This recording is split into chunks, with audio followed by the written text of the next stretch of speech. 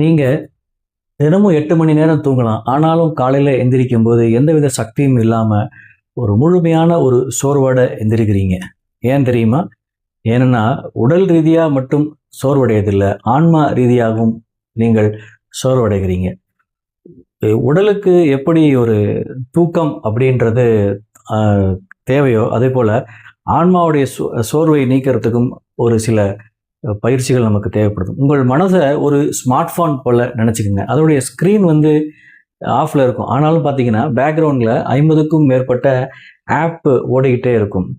அதுபோல தான் கடந்த கால கவலைகள், எதிர்காலத்தினுடைய பயம், தேவையில்லாத கோபம், மற்றவர்கள் மேல் இருக்கக்கூடிய ஒரு விமர்சனங்கள், இதையெல்லாம் பார்த்தீங்கன்னா உங்களுடைய எனர்ஜியை, உங்களுடைய இன்னர் ஸ்ட்ரென்த்தை ட்ரைன் பண்ணிக்கிட்டே இருக்குது.